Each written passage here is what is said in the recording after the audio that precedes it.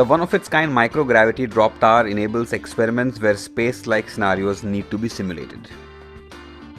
And facilities such as these have enabled setting up of space tech startups such as Agnikul that build small-sized rockets, something very rare across the globe.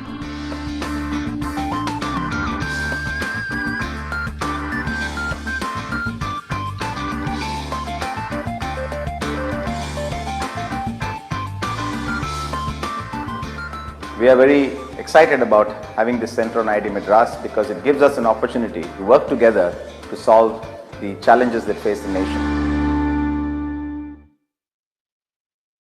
The Institute of Eminence scheme has been launched by the Government of India to empower higher educational institutions and help them become world-class teaching and research institutions. IIT Madras is proud to have been selected as one of the select institutes of excellence.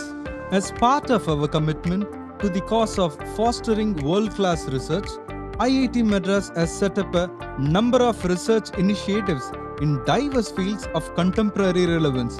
Many of these initiatives will go on to become centers of excellence within the IIT Madras system.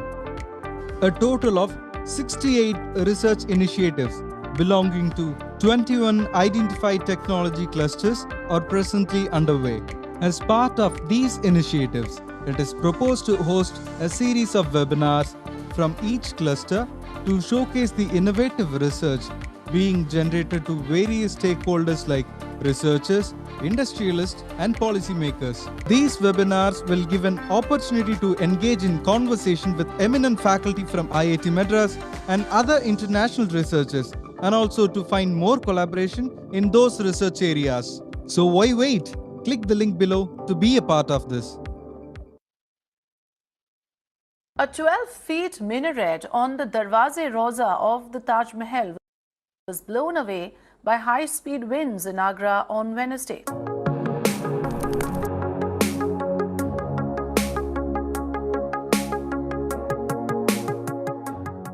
Unscientific interventions are responsible for decay in a shorter period of time than their thousands of years of existence.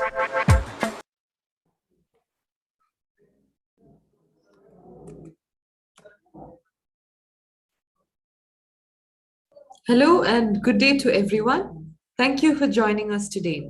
On behalf of the Office of Global Engagement, it is my pleasure to welcome you to the 60th webinar from the IRIS webinar series. My name is Richu George and I'm a part of the Office of Global Engagement at IIT Madras. The Institute of Eminence scheme was launched by the Government of India to empower higher educational institutions and help them become world-class teaching and research institutes. IIT Madras is proud to have been selected as one such institute of eminence. A total of 68 research initiatives belonging to 21 identified technology clusters are presently underway at IIT Madras. As a part of these initiatives, the IRIS webinar series aims to showcase the innovative research being generated to various stakeholders like the students, researchers, industrialists, and policymakers.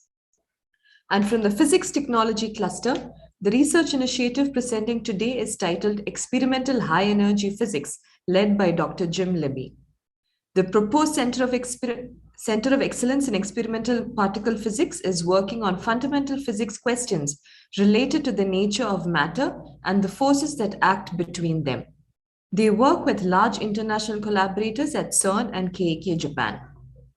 To introduce Dr. Libby, who is the principal investigator of this research initiative, he is a professor at the Department of Physics at IIT Madras.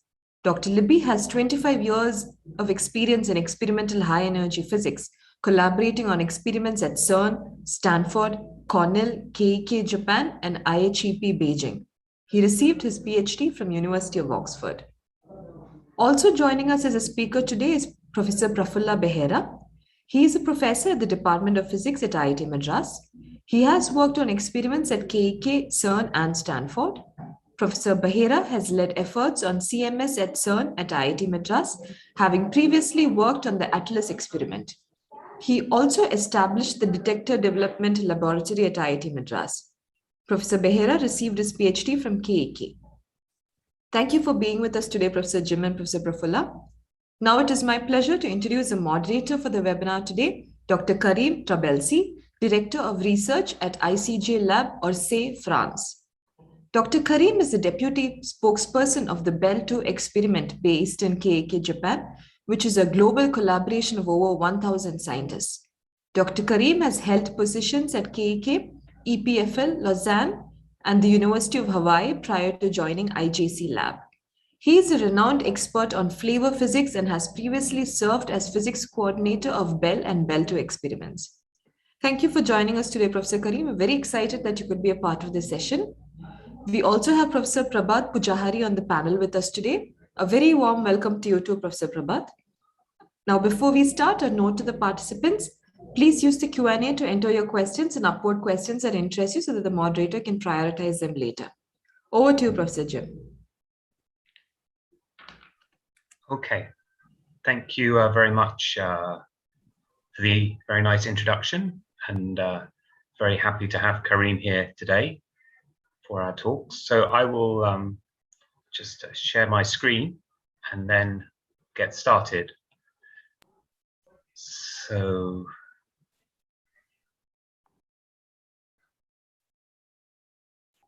hopefully you can see that now. Yes, we can. Yeah, okay. So in the next 15 to 20 minutes, I'll tell you about the experimental high energy physics program at IIT Madras. And then my colleague Prafula will follow on and talk about some details of one particular aspect of what we're doing.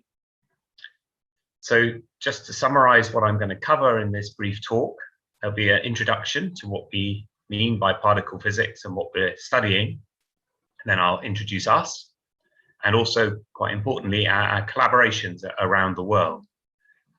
And then to put in context our Center of Excellence, I'll talk about the three pillars of our research. They're three very distinct areas which are interrelated that allow us to perform the work that we do. And then I'll talk about a few of the specific objectives and some of the latest results and initiatives before handing over to Prafula to talk about the detector development instrumentation. So particle physics, in a nutshell, is just trying to understand the most basic components of matter, the so-called particles, and the forces that act between them. And in particular, there is a model or a paradigm that unites three of these forces together called the Standard Model of Particle Physics, which is shown in this diagram, which is produced by CERN. And matter is made up of what are called quarks, which most commonly known about are the up and the down, the lightest ones, which make up the proton and the neutron. And then there have partners, which are called leptons, of which the electron is most familiar, but there are heavier versions of these, and I'll come back to the masses in a moment. Then we have what are called force carriers. So the photon is the exchange particle that carries the electromagnetic force that you're most familiar with. But then there are these electroweak gauge bosons, which allow these particles to turn from one type into another. It's a very important property that they have. So these heavy ones decay into these lighter ones. It's something we study in great detail.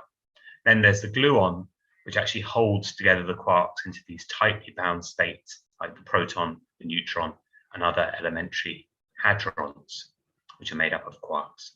So one thing to note about all of this is the mass scale. And the mass itself is generated by this particle in the middle, which is the Higgs boson, which was the final piece of the Standard Model and its discovery was announced in 2012 at CERN. And it's the mechanism that allows these particles to get mass within the Standard Model. But the mass scales vary from neutrinos, which in the Standard Model are massless, but we now know due to some other beyond the Standard Model physics, they actually have very small masses, and I'll talk a little bit about that later. And then we have the electron, which is very light at half a MeV. So we're talking about energy for masses here because of this famous equation, E equal mc squared.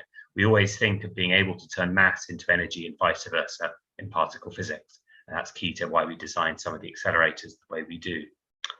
Then we have the proton, which has a mass of around 1 GeV, so 200 times heavier. And then another factor of 200 goes up towards the top quark, which is the heaviest particle that we know about, which is 175 GeV. So there are many orders of magnitude spanned by the masses of the particles. And this means that to study them, we have to have a variety of apparatus which can study these very different mass scales. So I've told you the standard model is very successful, but why do we still study this subject? There are many questions that remain. So in particular, we know that the universe is made up of 95% of stuff we don't really understand, and around 25% of that is something called dark matter, which doesn't interact via the electromagnetic force. We also know that the universe is dominated by matter, except our theory treats matter and its antimatter particles, which are exactly the same in every way, apart from having some differences in charge and things like this, but each particle has its antiparticle. But at some point in the early universe, the primordial matter overtook the antimatter, and we live in this matter-dominated universe. And we're certain that virtually all the antimatter disappeared, and we don't understand how this happened. So this is another mystery that we're still studying. We also know that there are many fine-tuned parameters which go into this standard model of particle physics, which we think is rather unnatural, and we suggest there's some other theory that's stabilizing these particular parameters at the values that they have. And if you stay tuned, you'll hear a lot more about gravity in the next webinar in the physics cluster series, in the string and cosmology one that follows this. And there, this force is not included in the standard model, and ultimately one would like to include it. Also, the strong interactions behaves in very peculiar ways compared with the others due to its very large strength. And for example, the proton is not actually made up of, its mass is not made up of the particles within it. It's actually made up by the gluons, these force-carrying particles that hold it together. And almost all the energy is tied up in how these gluon fields interact and the energy they carry, their so-called kinetic energy that they carry.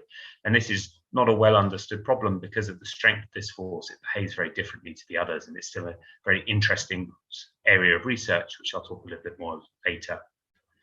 So virtually all of these problems can be addressed by doing experiments at large particle accelerators that collide together electrons and positrons.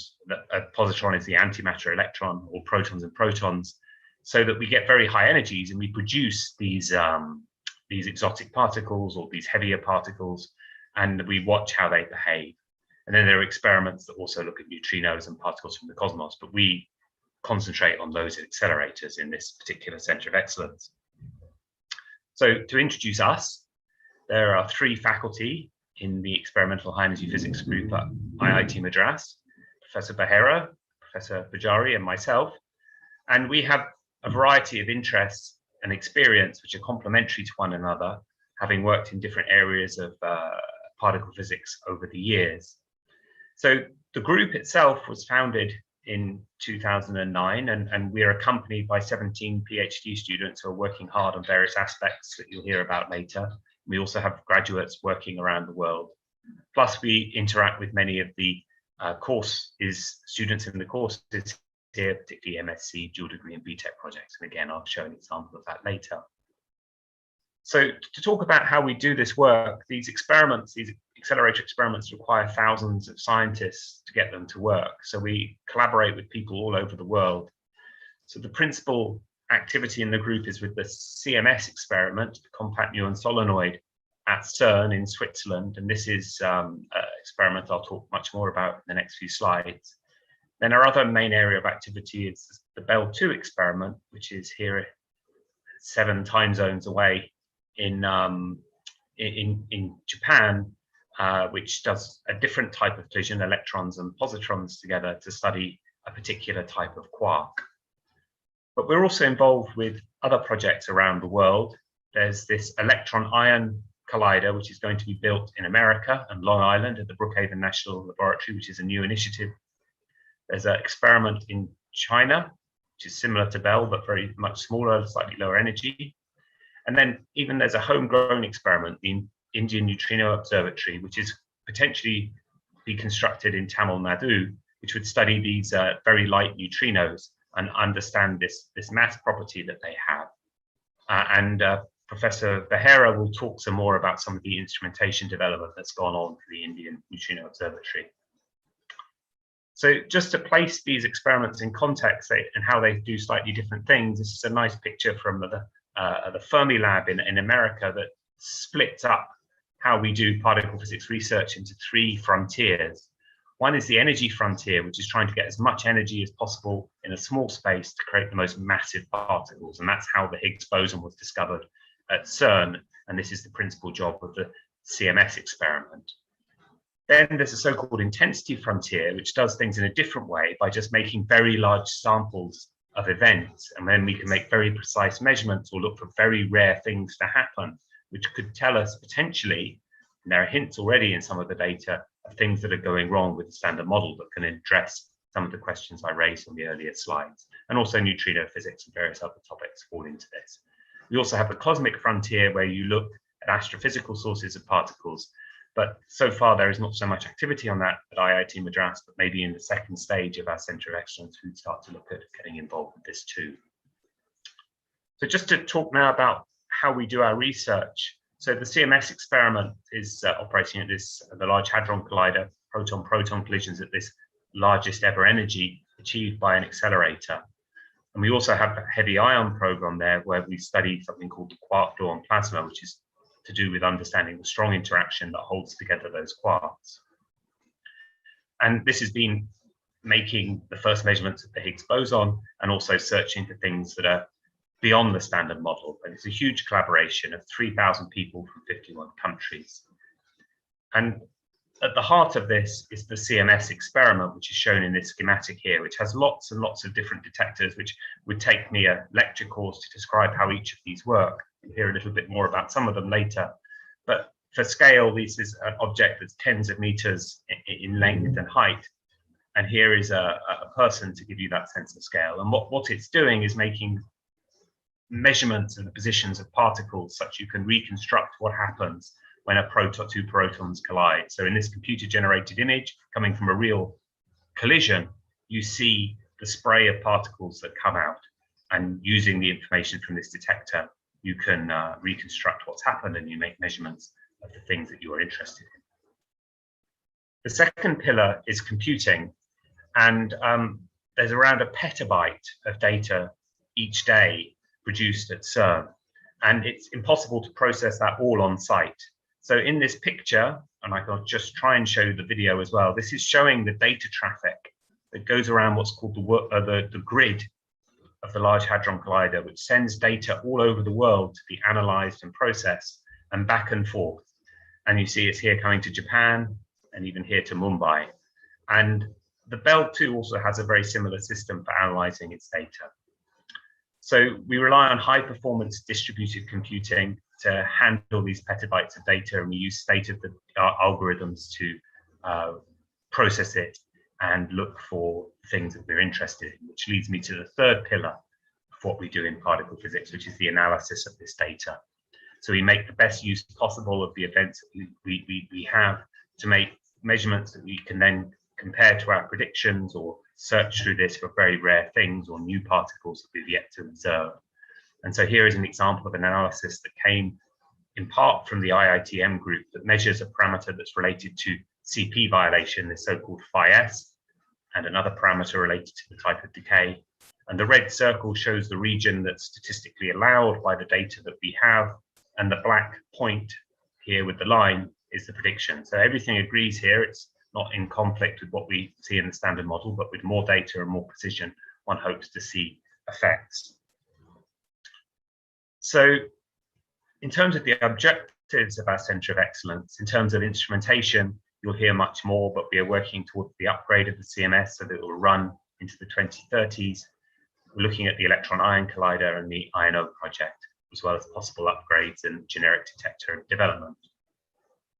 Distributed computing, we are using our funds to establish a grid center at for Bell 2 at IIT Madras, and we're also looking at data acquisition emulation for the CMS experiment and future colliders.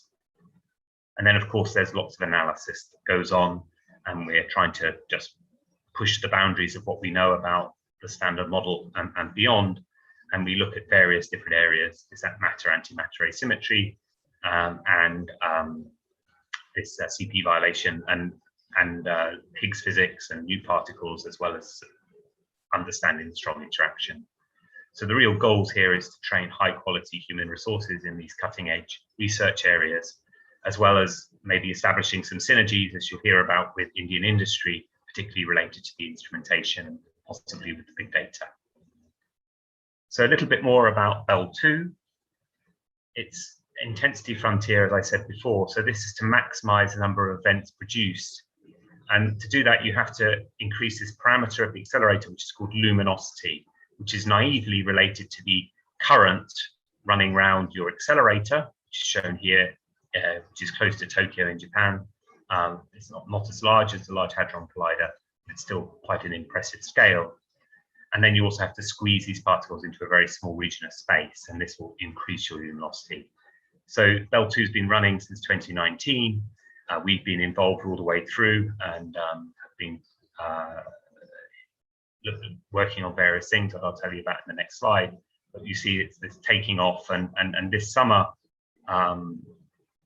what we're trying to do is produce these beauty quarks. So we run a lower energy, and ultimately we will produce particles of around 10 to the 11 beauty hadrons, or 100 billion beauty hadrons by the end of running, which will be sometime in the 2030s. So this is the world's most luminous machine. It broke the world record for luminosity in the summer, but still a long way to go, and we've got a factor 20 increase in the luminosity required till we reach our target. So just to give you some more details, there are 2 of the faculty involved here and a few PhD students. We study a lot of the matter-antimatter asymmetry. We've had some results already with the new data, which is shown in this plot. I can't explain the details, but the right-hand plot actually is using a multivariate discriminator using machine learning to extract the most information from the data to try and dig out these signal peaks that you see on the left-hand side. And we'll have a paper in collaboration with Dr. Trabelsi submitted very soon on the archive, which describes more details of this. We're also involved in the silicon vertex detector, the energy measurements, and we've just started some work on the hot topic related to the muon anomalous magnetic moment, and we hold various positions in the experiment. And as I've said, we're looking at this grid computing is the big deliverable from the COE in this area. So I've said quite a bit about CMS already. It's a big area of activity. We have 12 PhD students working. It's going to continue running for another 10 years and accumulate 20 times more data. So the Higgs boson and other phenomena will be studied in much more detail. You also produce billions and billions of B particles there too. So it's a great place to do flavor physics as well as the Higgs and new particles, as well as these strong interaction studies. This is an example of a paper published by one of our group, or has contributions from our group, where we're looking at how Higgs bosons are produced and their differential distribution. So as a function of the number of jets and the transverse momentum, you can dig out the signal here and see how these particular types of Higgs boson decays are behaving, and you look for small deviations from what you'd expect in the standard model. So the last thing I'll speak about before handing over is just a new initiative, which is this electron-ion collider. So this rather complicated diagram shows you how the strong interaction behaves with different numbers or densities of particles. So the matter you're used to is all down here in the corner near the origin, but there's this huge parameter space which depends upon the energy with which you look at these particles and how much you pack them together. And a novel type of machine is going to look at this, where you collide together an electron with a nucleus for the first time. And this will create ways of looking at the inside of a nucleus and inside this quark matter, which will allow you to understand it better. And then it will give information all over this phase diagram of QCD. So Prabhat Pujari, Professor Pujari is leading these efforts, and they've been working on deep inelastic scattering studies, which is when you collide the electron and the nucleus breaks apart. And it's actually a very good example of some of the undergraduate research we do, which has even been noted by the Brookhaven Lab. So this is a news article from August this year, where one of our students, Baivavi, was highlighted as someone doing work that was contributing towards the development of the electron-ion collider. So this is a project in development. This is a schematic of what the accelerator would look like. There's separate rings for the ions and the electrons, and it would sit here in Brookhaven. And we've got proposals to supplement our funding from the COE with the Department of Atomic Energy and DST to work on silicon detectors and other aspects of this new project. So here I'd like to close and hand over to my colleague Prafula, who will tell you about the instrumentation work that's going on here at IIT Madras. Okay.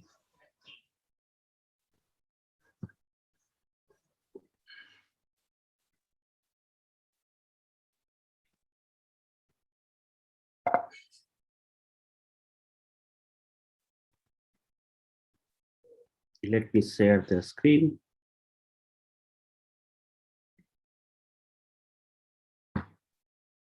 Go.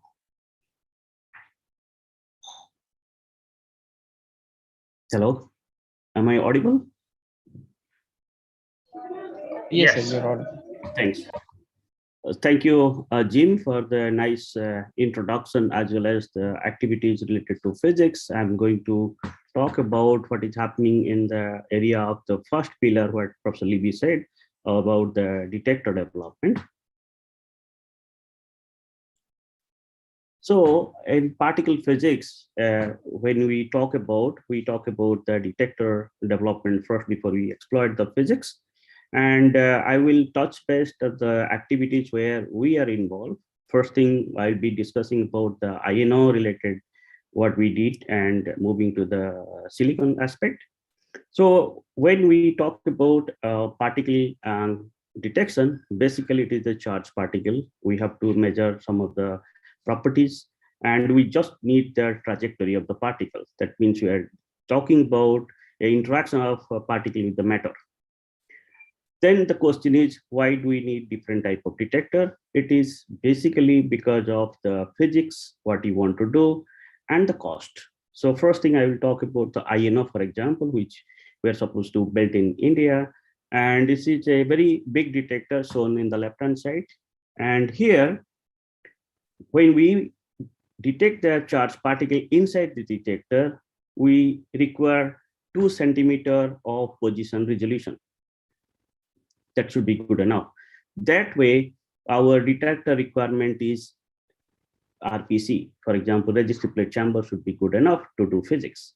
If we move to CMS, which Professor Libby showed, and this is one of the events which is produced inside the CMS detector, you can see the center is the collision point, and you see lots of tracks are coming out. Actually, each line is a charged particle that has to be distinctly we have to measure.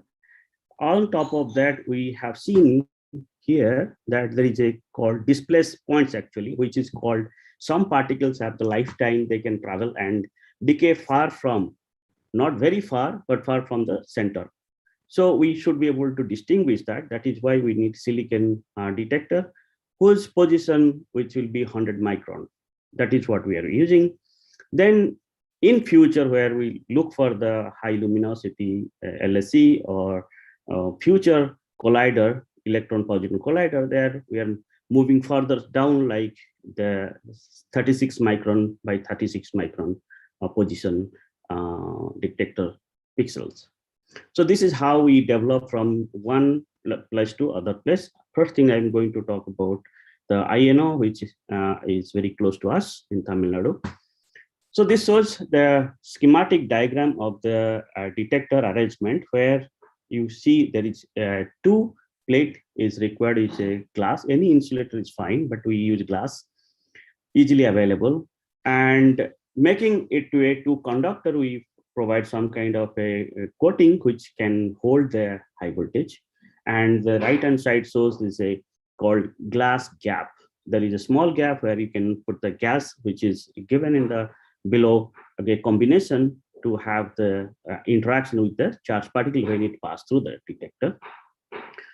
Then to read out this signal, what you need actually is called channel or pickup panel, which is shown in the right-hand side below.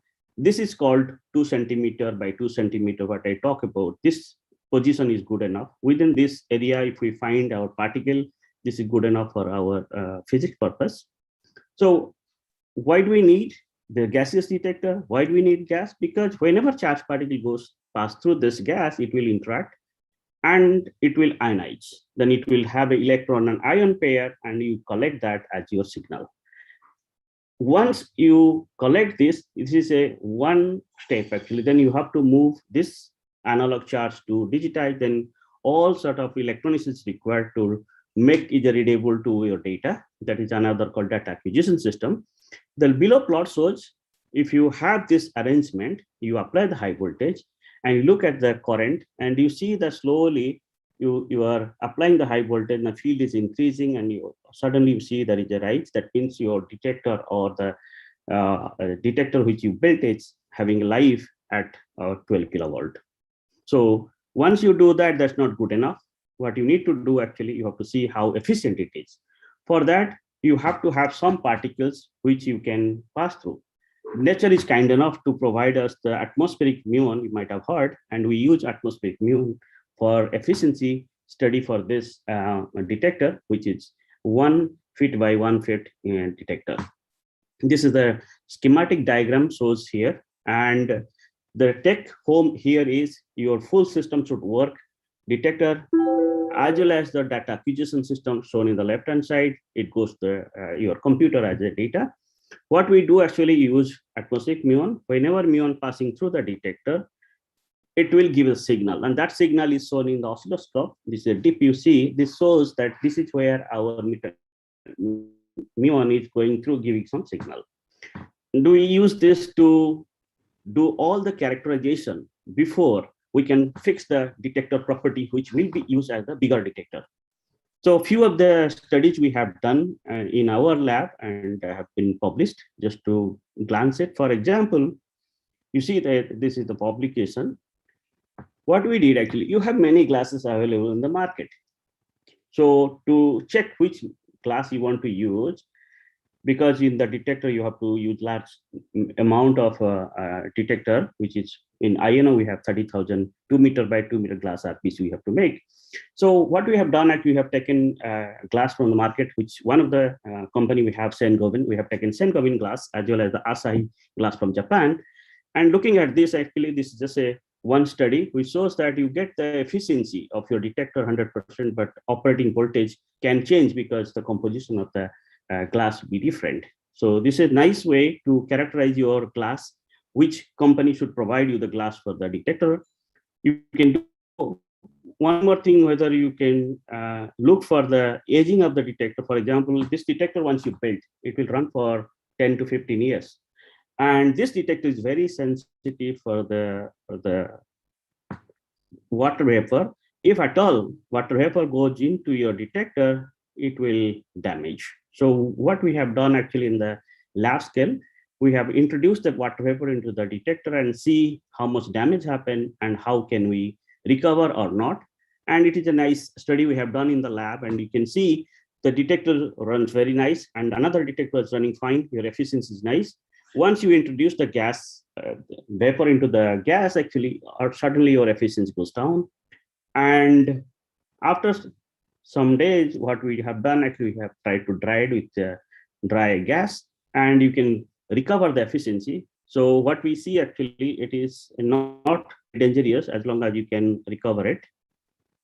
And we have done also one more study, for example, what should be the thickness of the glass, for example. We have pick up that, and you can see that 3 mm, 4 mm, 5 mm glass plate we have taken. We have made the detector. We have studied. It looks like it is immaterial, that your thickness can change the property drastically. So you can go with the 3 mm, whatever available in the market. So this is what we have done for INO. And then once you do the proof of principle, you need the industry to get involved to make this detector, because to make 30,000 detector is not possible in the lab scale. So that is where we have Sengovin Glass Company in Chennai. They were involved, and you can see that people have gone and they have come to here to see how we do this. And they have made 2 meter by 2 meter glass RPC, and they are making it for INO. Not only that, when you make this detector, you need a lot of automation. And there is one of the, so now the right-hand side, you can see there is a company from Coimbatore who get involved to make an automated machine, which can do the surface resistance measurement, gluing, all these things can be done automated. So this is a nice way industry can get involved where we want actually. And this is the connection between physics and industry can make it successful. We need industry to play the role. Next is silicon, what we talk about. It is where India is behind, because most of the silicon sensors which we use in big experiments are being made by Hamamatsu. So one of the activities we have started here to characterize these sensors, since we cannot make it in India first. So this is the sensor comes from Hamamatsu through CERN, which is called mini sensors. It's the 3.5 inch. It's shown here. And we have done the physical checkup with the lab we have in IIT Madras, for example. So you can see we are doing the measurement here. And the procedure is here. You can get hands-on. And by showing this, actually, you can do the physical measurement here. We have the facility. You can see here the wafer thickness is 320 micron. And all the sensors, what you do this checkup before you do the electrical measurement. So this is a nice way of moving. And let me discuss about the moving forward, about the future sensor, which is part of CEO project, CEOE project. So this is called monolithic active pixel detector, designed with the TowerJet 180 nanometer technology. This is much smaller. This is a 36.4 micrometer square pixel size. And in what one sensor which we have, that is 512 by 512 pixels sitting on one chip actually. This is very nice because the response is very fast, because the silicon solid state detector is around 20 nanosecond, which is good enough for the use in the Large Hadron Collider. And you can use this detector. You don't need the clock. You can read out nicely. And this development is moving very nicely. And we have used this Vertex 7 series FPGA, which is the latest technology. And we have here in IIT Madras now. So this is the new initiative starting up. And you can see the setup in our lab. And this is the chip here. And we are in the goal to move the electrical measurement and help in the parameterization and the optimization of the parameters, which will help the moving to the next improvement in the chip for the final design. So where we stand, Center of Excellence for Experimental High Energy Physics is expanding with the help of funding. More than 500 college high school students visited the detector lab, which was a nice experience to talk to the young kids coming and asking so many questions about their future, what is there to learn and where to go. It's very interesting. And the outreach program, I have been part of many places I have gone to give the talk in the colleges to motivate students to learn about this, and also INO project. There is opportunity for industry to collaborate for instrumentation, yes, and you can see this is the only way industry can get to know what is happening in this field, and they have know-how. They just have to reorient towards our area so that they can be competitive not only in India but globally also. There is opportunity to do a PhD in IIT Madras, and with us, we need GATE, CSR, Inspire. If you have, you can apply. There is a way to join our effort. And if you need further information, we have here myself, Professor Libby, and Professor Pujahar is phone email ID is there. You can contact us. We'll be happy to help and engage and help you also set up some of the instrumentation lab if you want. Thank you.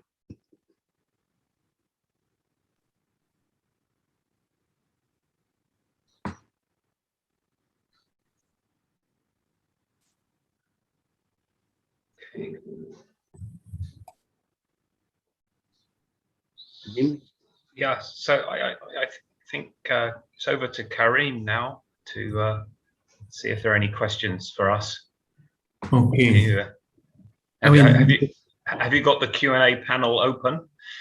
And yeah, I try to follow there. So I will kind of merge some of the question with the question I had. So this way, I hope it will cover.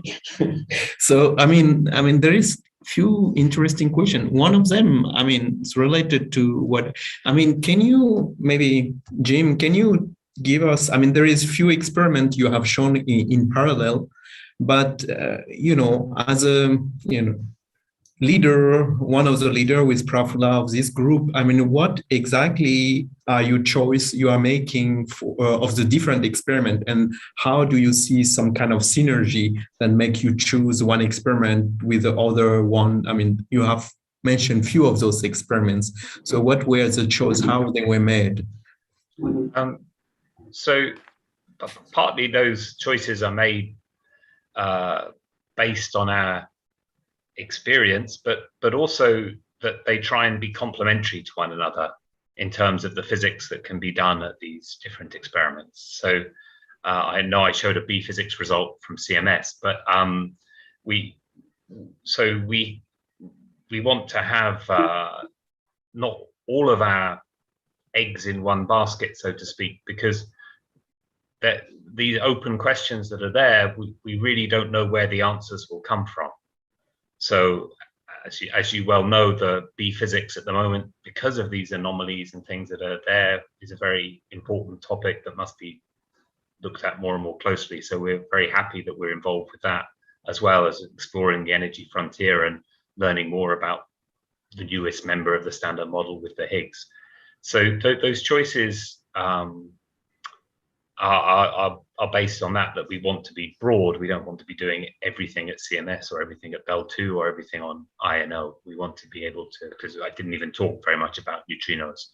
So just trying to build a diverse and balanced group to a certain degree. Mm-hmm. There is a more specific question that I had myself, and it's funny to see it written by students. So how do you explain matter antimatter? Do you explain it from the result you have shown? And if not, I mean, what do you expect in the future, one of your experiment solving it, or giving us some hints about solving these questions? So, yeah. So there are several questions there. I don't know which one I should try and address first, but so the matter antimatter is so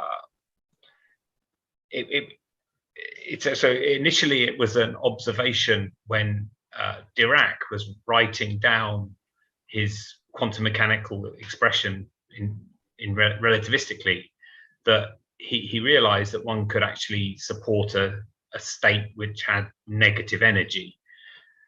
And then people came along, principally Feynman, and interpreted, well, people observed this state, initially the positron, and then people have interpreted it as an antimatter particle. So these negative energy states are real things when you interpret them, actually with real energy, but they have opposite behavior in the laboratory. But the bizarre thing, but extremely healthy for us, is that all of this matter, all of this antimatter disappeared in the early universe. Otherwise, we would have none of the structure that we see today from the smallest to the largest scales, because when they come into contact with one another, they annihilate. So that's kind of what antimatter is. And our theory is completely symmetric about it. It doesn't really treat them very differently. There is a small window where the quarks, when they change from one type to another in this weak interaction, they have some behavior where antimatter B quark and a B quark, for example, behave somewhat differently. So that's how we can see it and we observe it. Now, the problem is that the amount that we see is so tiny, it cannot explain that scales that I showed on the initial slide. So we don't really hope to learn the mechanism from some of these experiments, but what we hope to see is potentially new sources of CP violation at the same level as the standard model, and that will start to tell us about what new physics might be there. Now, the real answer to how this matter-antimatter asymmetry, if I knew, I wouldn't be doing the job. But it may actually not lie somewhere rather different. It may actually lie with the neutrinos, for example. There are people who hypothesize what happened was actually all related to how neutrinos behaved in the early universe. Those theories are quite hard to prove at the moment, but the first thing you have to show is that neutrinos also violate CP, and then that will give you some plausibility that that might be where it's happening. And there are a load of experiments which we don't work on, which are going to be trying to do that in the years ahead. So that's a CP violation in 3 minutes roughly. I think that's well, but yeah. Another thing, I mean, I throw at you also on gravity. What about gravity? Someone claim. I mean, just ask directly. So there was. I saw that other question about sort of external conditions and gravity. So these three forces that we talk about are so much stronger than gravity that essentially in everything we do, we can ignore gravity. We can't see the imprint of gravity at all. Or well, potentially, I guess there are theories, and there's another question about this, about whether we can form mini black holes and things like that, where you might have enough energy in a small space to create some sort of object that has intense gravitational properties. But yeah, gravity's anomalous. It's so much weaker, and we can only see its effects on very, very large scales. And okay, everyone thinks they're familiar with gravity, but actually you're feeling the electrostatic repulsion between your feet and the floor, and it makes you, the things you feel are actually all other forces. Gravity is just something that happens to when you have enough mass, as happens when you get older. You sort of you become you see how it happens. So gravity is just off our charts at the minute, and to get to energy, I think it's like 10 to the 18 is the Planck energy, right? So we're so far away from that at the moment, 10 to the 18 GeV or something. So we're just so far from probing it. I don't really know.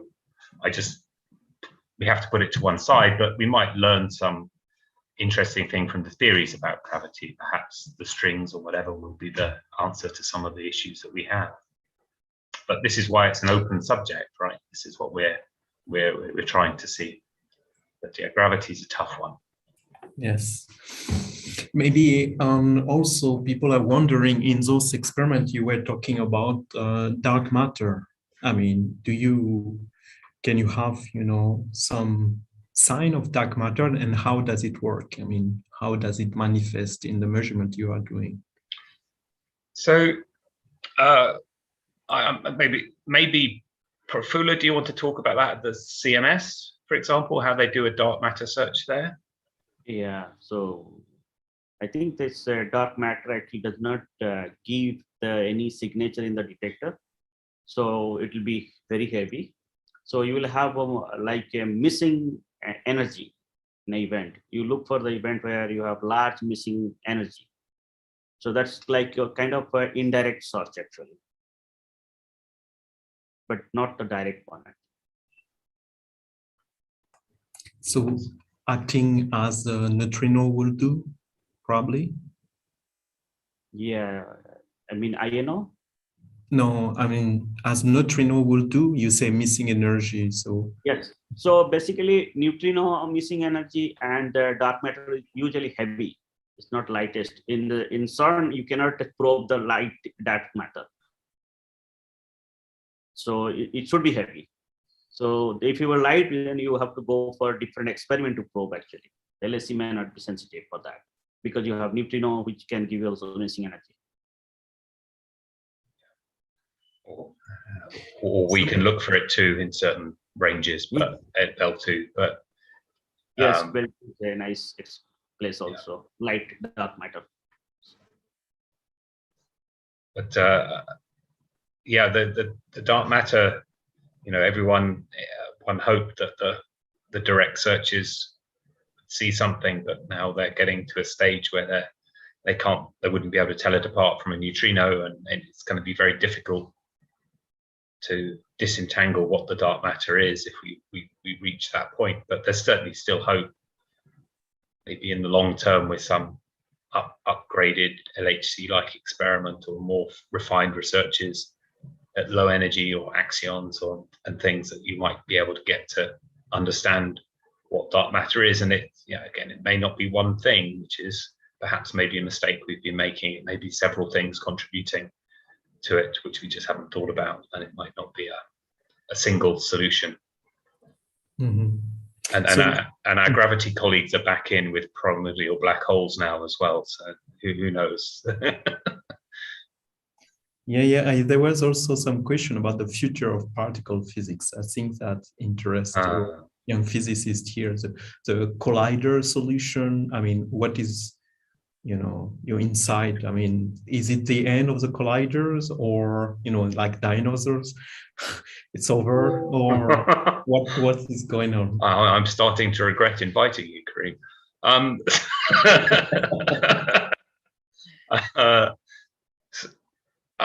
No, so just to inform the audience, there are new accelerators planned, and Prafula alluded to those about the detector R&D that's going on. That there's going to be certainly no high energy frontier machine very soon, but the next experiment that they'd like to build is one that collides together electrons and positrons at energies high enough so that you can actually produce the Higgs in large numbers. And these electron-positron environment, I couldn't dwell on any of these details. It's much easier to reconstruct things, and particularly say that missing energy that we were talking about in the electron-positron collisions, because you have very few particles compared with when you collide together two protons, and that's just because there's no strong interaction going on. And then the strong interaction means that things happen a lot, but there's lots of other things that happen too. But because you're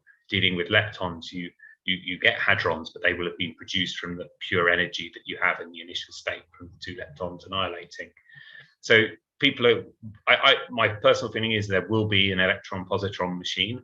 I think there'll be one somewhere around the world. I don't know quite where it will be and what type it will be, whether it will be a circular or a linear collider. And for the students, we're talking about this coming up in the late 2030s to then run for 10 or 15 years. So these are really long-term projects. Mid, I guess, is ILC, but the CERN project is much later, a bit later, and running until 2050 something and beyond. So this will allow us to study the Higgs and other things in great detail, but it won't necessarily discover new particles. And precision measurements, this intensity frontier, is probably going to be the most important one for some years ahead. But there are always good new ideas with small experiments as well, which might throw something up. You can never rule anything in. So I mentioned the G-2 of the muon. That's an example of a very different way of looking at things. So, okay, I mean, maybe a last question, maybe for Prafula more. Some people are asking, maybe you can explain how it works in the lab, the interaction between physicists and engineers, because you were talking about this part, and I think there is some students interested to know what is the path to, engineer working for research. So maybe you can explain in your group how it works a bit. Yeah, so in terms of undergraduates at IIT Madras, we have an engineering physics stream anyway. So we have physicists, students who would naturally, some of whom would naturally be inclined to wanting to do research. But it's not restricted to that. And there's always been what's called a minor program. That's gone away. It's sort of coming back again, where they can take electives and projects in physics. And actually, two of our faculty are engineers originally from IIT Madras. So people can, with an engineering background, you just take more and more physics courses, and you can end up working in physics. But of course, many of the things we're talking about are really engineering problems in terms of some of the detector development. And there's always been a very strong collaboration between in physics experiments. So we're lucky at IIT Madras that we are principally in engineering. There are many engineering departments, and Prafulla's more. He didn't mention this today, but we have a strong collaboration with mechanical engineering in terms of building the mechanical supports for certain parts of the CMS upgrade. And we also have had collaboration on the neutrino experiment with electronic engineering in terms of ASIC design and things like this. So engineers who are interested in these problems will always be able to contribute. Like what we're not so good at is actually having engineers within our group. We have to collaborate rather than have them with us. Whereas if you go to a big lab, you will have an engineering group or a big department. They will have a workshop and electronics group and so on and so forth. So, but there's lots of scope, and also in software and computing science as well, to collaborate. Okay. I think I cover, I wouldn't say most of the question because you have plenty more, but I'm sure you will spend time to go through and answer one by one. But anyway, I think I try here to summarize, or at least give you some of the main items covered by those questions. So I think. Yes, there's some detailed questions here. Yeah, much more. I mean, you will have to explain, exotic matter, strange energy. I mean, there is a mixture of terms, so it's interesting, but probably to take offline, yeah. Or we can maybe answer a few even after you've gone. So I don't know, there may be a few for Prafulla there. I didn't see. Oh, there's all sorts actually. Yeah, exactly. When you start to look at it, yeah. But I know you have to go in a few minutes, so I don't know. Can you see some of the? Is there anyone you particularly want to take, Prafulla, from the ones about the instrumentation? Sure. I will answer probably. What is the? So the question is, what is the use of neon gas in INO? Because 3 different gas we use. One is to make easily ionized, and this basically captures the secondary electrons so that you don't spread the sour. So your ionization should be very narrow so that you can pick up in one pickup panel or 2, not like 5. If you do 5, one pickup panel is 2 centimeters, then your position will be 10 centimeters. So it will be losing your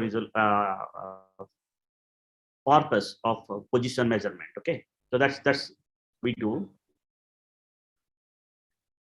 So the tendency, okay. Background noise detecting the particle. How do you deal with the background noise with the detecting the particle? Okay, so this is you have 2 kind of background actually. One is called detector itself. When you do, it's electronics actually, that you have to use like a threshold. When you, for example, in the RPC detector, we have electronic noise always comes. If you look at the oscilloscope, you will see this. But when you have a muon going through, you will have a nice jump, and you can use the threshold high enough so that your signal is way above that actually. So to reduce this electronic noise, and then you have background is called different, like the physics background. That's a different actually. So that you need to analyze the data. You use the neural net. You use the machine learning. Many things you can use that to deal with this. Okay. So what is beauty hadron? So yes, big is you have. Okay, you go. No, it's sorry. It's any hadronic matter that contains a B quark or a beauty quark. So they're bound states of B quarks. So that's, but it's got a very nice name. So, so yeah, I'm going How to try much and antimatter created? You can create actually whenever you create, you have matter antimatter actually. So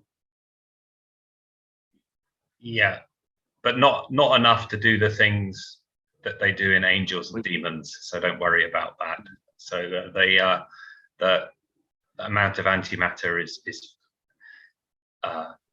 very small and it's very short-lived. So you can't get large amounts of it, which would cause problems if you were to bring it into contact with matter. But CERN have been very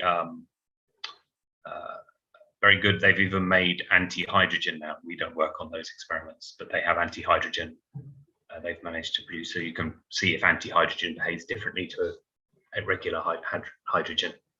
But that is one atom, so it's not at a time. So it's not a lot. what are the properties to detect the charged particle? So charged particle, mostly charged particle interact with matter to the ionization actually. If you take any particle like a muon, for example, when it goes through this, it will hit the outermost actually, which is electron actually. So it will knock out the electron, so it will ionize. Then you have to collect this knockout electrons or ions to see this there is some kind of interaction or called the trajectory of the particle. Then you can measure the momentum of the particle, charge of the particle. For example, if you want to measure the charge, you need the magnetic field. Most of the experiment you see Professor Libby also showed, we have magnetic field. Even INO will have magnetic field. When you have a charged particle, then you know the bending will give you the plus or minus charge actually. Then from this bending also you can use your equation like mv square by r, which is the curvature equal to bvq, and you know the magnetic field. If you know the radius of curvature, you can calculate the momentum. So those way you can measure all the properties of the particle, including spin also. Okay. Okay, so there are quite a few questions about dark matter. So the idea, dark matter is matter that only appears to interact gravitationally. So there's lots of evidence if you look at how galaxies move up to how the universe evolved from looking at the cosmic microwave background, that there has to be some additional matter that's acting gravitationally and has a certain density that's there. But we just don't see it interact with any of our other three forces, particularly electromagnetism. So there's no light involved, hence it's called dark. So you can infer its presence through gravitational observation.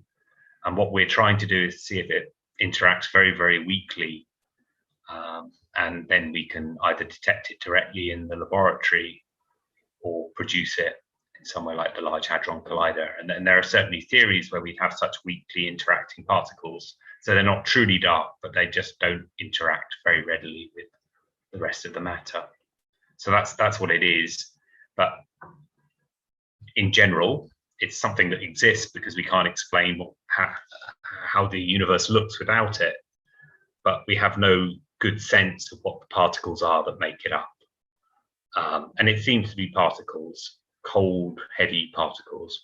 But beyond that, we're a little lost as to exactly what it is. Many theories, but we don't have any other evidence. So that was dark matter.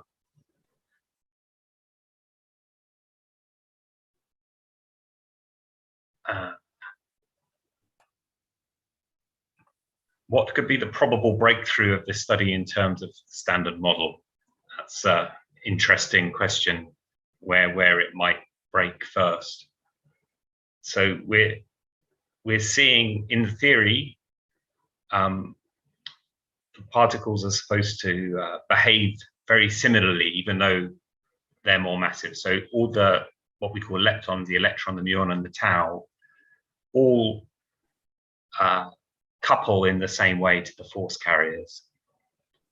And at the moment, we're seeing small deviations in how this coupling works in certain types of decays that have been measured at CERN and also are being measured at Bell L2 in Japan, where these 3 generations of leptons don't seem to behave in the same way. And that is a way that we may be seeing the standard model breaking in a laboratory setting.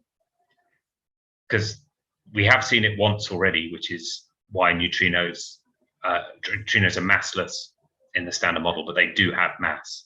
We're certain of this. But to give them mass, you have to add extra particles to the standard model, or to give them a mechanism to do that. So we know it's already broken, but we need more hints, because neutrinos are really hard to work with because they interact so weakly. So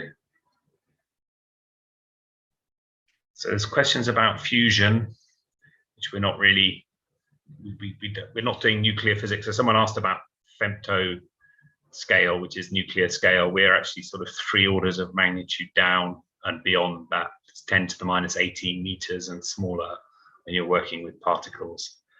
And there was a question about, do we have to understand that first? It depends what you're doing, but when we're dealing with just very high energy collisions, the length scales involved are very, very small. And when we know, we don't have to worry about what's going on at much larger scales. So, but when you're looking, say, at the strong interaction, which is what Prabhat looks at a lot, you do have to worry more about sort of collective behavior that's going on. So it depends what you're looking at. And this would take a very long time to go through all of this.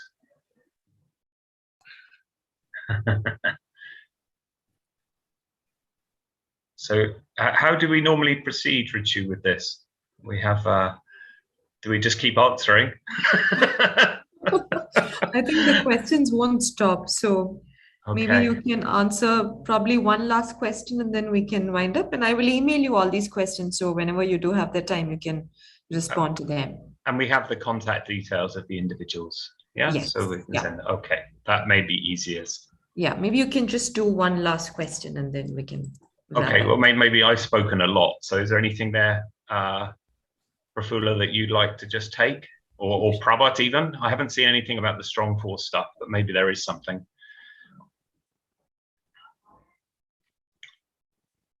Or maybe. Okay.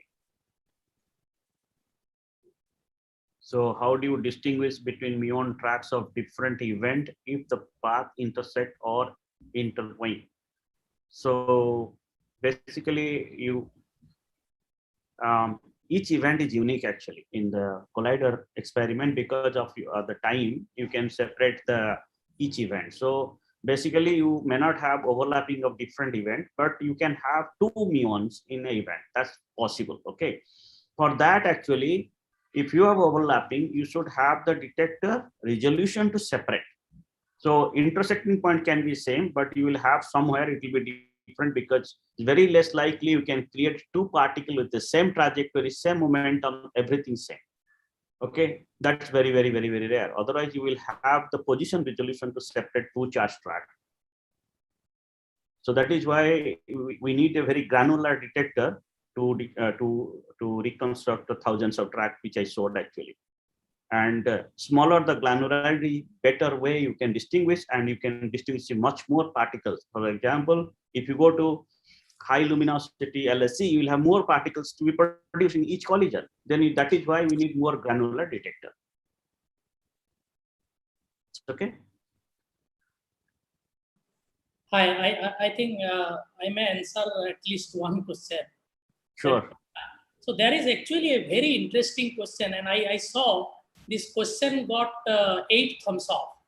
And this question is by Debrian Bera. Professor Levy talked about breaking the nucleus by bombarding with electrons, but Heisenberg's uncertainty principle states that electron can't reside in the nucleus. This is actually, I think, to me, this is one of the best questions somebody has asked. Let me try to answer. Absolutely correct. First is absolutely correct. We cannot have electron inside nucleus. What Professor Levy tried to tell here is following.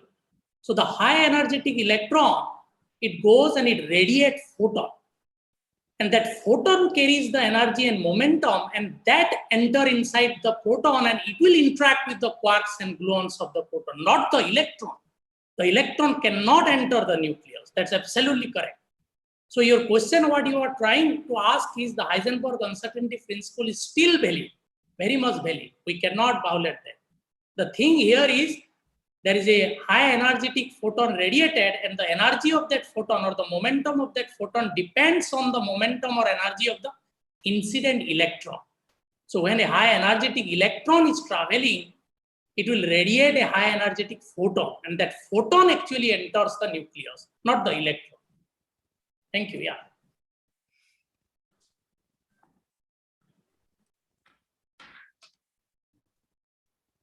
So I think that's been an hour of a lot of questions. Yeah. Yeah. Yes. No, it's very, very good. It's good to know it's stimulating so much. Yes, absolutely. Thank you. Thanks a lot, Dr. Karim, for being with us here today and taking time off your busy schedule and answering so many questions. So thanks a lot for being the moderator for the session today.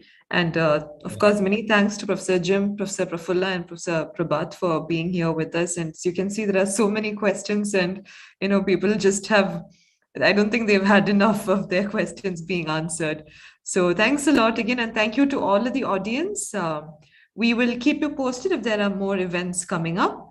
Thanks a lot, everyone. Have a good day.